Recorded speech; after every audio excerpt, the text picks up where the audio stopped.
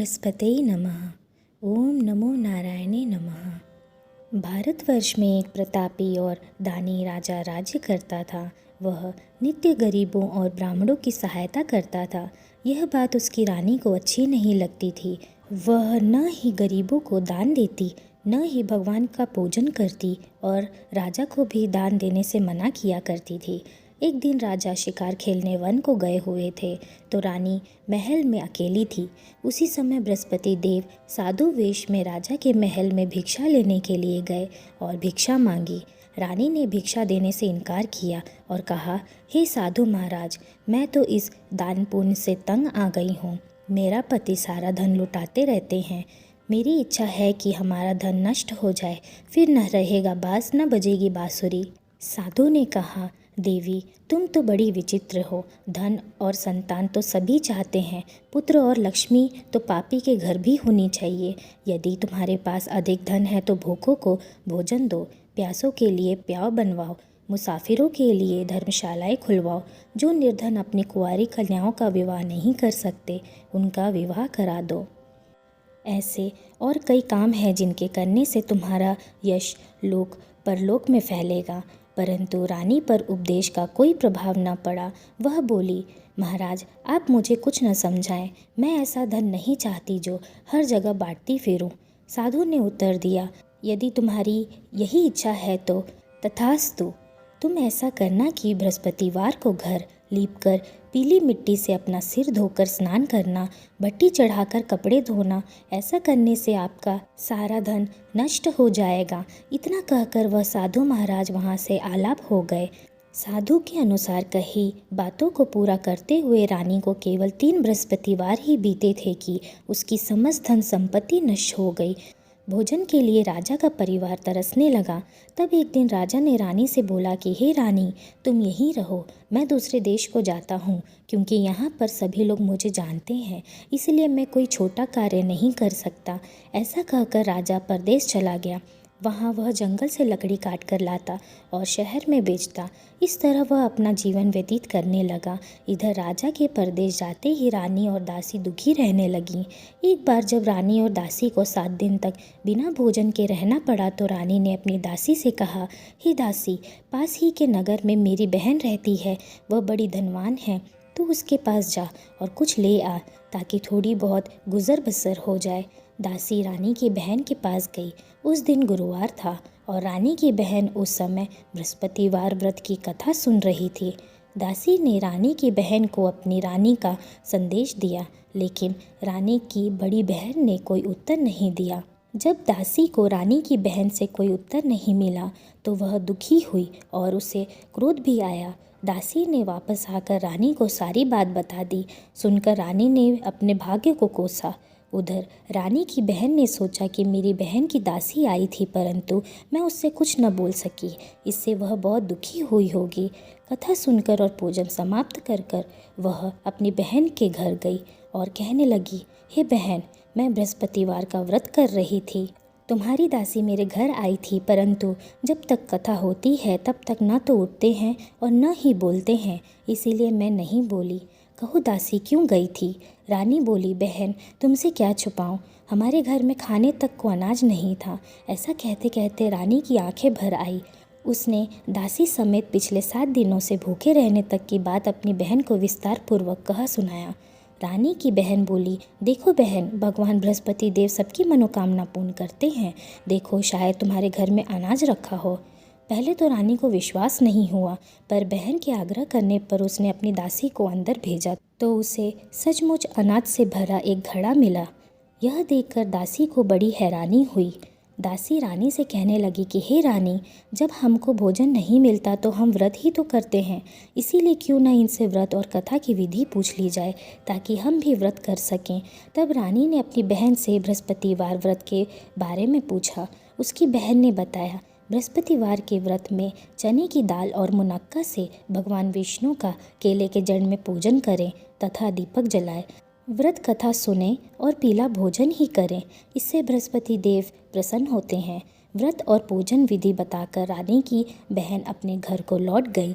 7 दिन बाद जब गुरुवार आया तो रानी और दासी ने व्रत रखा। गुड़साल में जाकर चना और गुड़ लेकर आईं। फिर उससे केले के जड़ तथा विष्णु भगवान का पूजन किया। अब पीला भोजन कहाँ से आए, इस बात को लेकर दोनों बहुत दुखी थे। चूँकि उन्होंने व्रत रखा था इसीलिए बृहस्पति देव उनसे प्रसन्न थे। इसीलिए वे साधारण व्यक्ति का रूप धारण कर 2 थालों में सुंदर पीला भोजन दासी को दे गए। भोजन पाकर दासी प्रसन्न हुई और फिर रानी के साथ मिलकर भोजन ग्रहण किया। उसके बाद वे सभी गुरुवार को व्रत और पूजन करने लगीं। बृहस्पति भगवान की कृपा से उनके पास फिर से धन संपत्ति आ गई, परंतु रानी फिर से पहले की तरह आलस्य करने लगी। तब दासी बोली, देखो रानी, तुम पहले भी इस प्रकार आलस्य करती थी।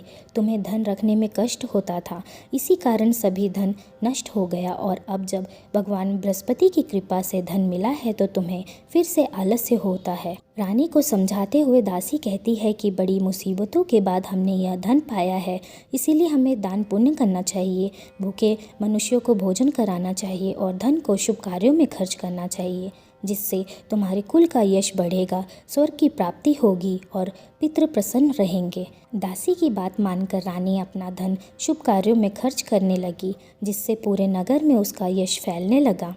एक दिन राजा दुखी होकर जंगल में एक पेड़ के नीचे आसन जमाकर बैठ गया।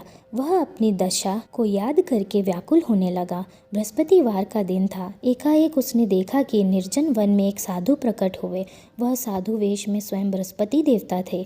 लकड़हारे के सामने आकर बोले, हे लकड़हारे, इस सुनसान जंगल में तुम चिंतामग्न क्यों बैठे हो? लकड़हारे ने दोनों हाथ जोड़कर प्रणाम किया और उत्तर दिया, महात्मा जी, आप सब कुछ जानते हैं, मैं क्या कहूँ। यह कहकर वह रोने लगा और साधु को अपनी आत्मकथा सुनाई। महात्मा जी ने कहा, तुम्हारी स्त्री ने बृहस्पति के दिन बृहस्पति भगवान का निरादर किया है, जिसके कारण रुष्ट होकर उन्होंने तुम्हारी यह दशा कर दी। अब तुम चिंता को दूर करके मेरे कहने पर चलो तो तुम्हारे सब कष्ट दूर हो जाएंगे और भगवान पहले से भी अधिक संपत्ति देंगे।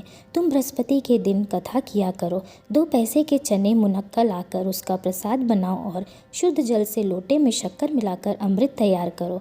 कथा के पश्चात अपने सारे परिवार और सुनने वाले प्रेमियों में अमृत व प्रसाद बांटकर आप भी ग्रहण करो। ऐसा करने से भगवान तुम्हारी सब मनोकामनाएं पूर्ण करेंगे।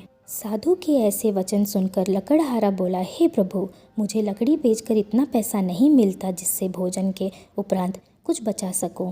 मैंने रात्रि में अपनी स्त्री को व्याकुल देखा है। मेरे पास कुछ भी नहीं है जिससे मैं उसकी खबर मंगा सकूं। साधु ने कहा, हे लकड़हारे, तुम किसी बात की चिंता मत करो। बृहस्पति के दिन तुम रोजाना की तरह लकड़ियां लेकर शहर को जाओ। तुमको रोज से दुगना धन प्राप्त होगा, जिससे तुम भली भांति भोजन कर लोगे तथा बृहस्पति देव की पूजा का सामान भी आ जाएगा। इतना कहकर वह साधु अंतर्धान हो गए। धीरे धीरे समय व्यतीत होने पर फिर वही बृहस्पतिवार का दिन आया। लकड़हारा जंगल से लकड़ी काटकर किसी शहर में बेचने गया। उसे उस दिन और दिन से अधिक पैसा मिला। राजा ने गुड़ चना आदि लाकर गुरुवार का व्रत किया। उस दिन से उसके सभी कलेश दूर हुए, परंतु जब दोबारा गुरुवार का दिन आया तो बृहस्पतिवार का व्रत करना भूल गया। इस कारण बृहस्पति भगवान नाराज हो गए। उस दिन उस नगर के राजा ने विशाल यज्ञ का आयोजन किया था। शहर में यह घोषणा करा दी गई कि कोई भी मनुष्य अपने घर में भोजन न बनावे, न आग जलावे, समस्त जनता मेरे यहाँ भोजन करने आवे। इस आज्ञा को जो न मानेगा उसे फांसी की सज़ा दी जाएगी। इस तरह की घोषणा संपूर्ण नगर में करवा दी गई। राजा की आज्ञा अनुसार शहर के सभी लोग भोजन करने गए, लेकिन लकड़हारा कुछ देर से पहुंचा, इसीलिए राजा उसको अपने साथ घर लिवा ले गए और ले जाकर भोजन करा रहे थे तो रानी की दृष्टि उस खुटी पर पड़ी जिस पर उसका हार लटका हुआ था। वह वहाँ पर दिखाई नहीं दिया। रानी ने निश्चय किया कि मेरा हार इस मनुष्य ने चुरा लिया है। उसी समय सिपाहियों को बुलाकर उसको कारागार में डलवा दिया। जब लकड़हारा कारागार में पड़ गया और बहुत दुखी होकर विचार करने लगा कि न जाने कौन से पूर्व जन्म के कर्म से मुझे यह दुख प्राप्त हुआ है, और उसी साधु को याद करने लगा जो कि जंगल में मिला था। उसी समय तत्काल बृहस्पति देव साधु के रूप में प्रकट हुए और उसकी दशा को देखकर कहने लगे, अरे मूर्ख, तूने बृहस्पति देव की कथा नहीं करी, इस कारण तुझे यह दुख प्राप्त हुआ है। अब चिंता मत कर, बृहस्पतिवार के दिन कारागार के दरवाजे पर 4 पैसे पड़े मिलेंगे, उनसे तू बृहस्पति देव की पूजा करना, तेरे सभी कष्ट दूर हो जाएंगे। बृहस्पति के दिन उसे 4 पैसे पड़े मिले। लकड़हारे ने कथा कही और उसी रात्रि को बृहस्पति देव ने उस नगर के राजा को स्वप्न में कहा, हे राजा, तुमने जिस आदमी को कारागार में बंद किया है वह निर्दोष है, वह राजा है, उसे छोड़ देना। रानी का हार उसी खूंटी पर लटका है, अगर तू ऐसा नहीं करेगा तो मैं तेरे राज्य को नष्ट कर दूंगा। इस तरह रात्रि के स्वप्न को देखकर राजा प्रातःकाल उठा और खूंटी पर हार देखकर लकड़हारे को बुलाकर क्षमा मांगी तथा लकड़हारे को योग्य सुंदर वस्त्र आभूषण देकर विदा कर दिया। बृहस्पति देव की आज्ञा के अनुसार लकड़हारा अपने नगर को चल दिया। राजा जब अपने नगर के निकट पहुंचा तो उससे बड़ा आश्चर्य हुआ। नगर में पहले से अधिक बाग, तालाब, कुआं तथा बहुत सी धर्मशाला, मंदिर आदि बन गई हैं। राजा ने पूछा, यह किसका बाग और धर्मशाला है? तब नगर के सब लोग कहने लगे, यह सब रानी और बांदी के हैं।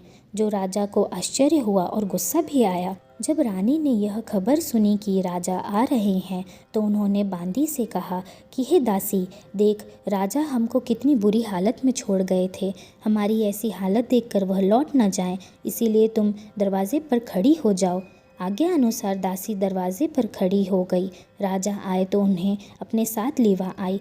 तब राजा ने क्रोध करके अपनी रानी से पूछा कि यह धन तुम्हें कैसे प्राप्त हुआ? तब उन्होंने कहा, हमें यह सब धन बृहस्पति देव के इस व्रत के प्रभाव से प्राप्त हुआ है। राजा ने निश्चय किया कि 7 रोज बाद तो सभी बृहस्पति देव का पूजन करते हैं, परंतु मैं प्रतिदिन में 3 बार कहानी तथा रोज व्रत किया करूँगा।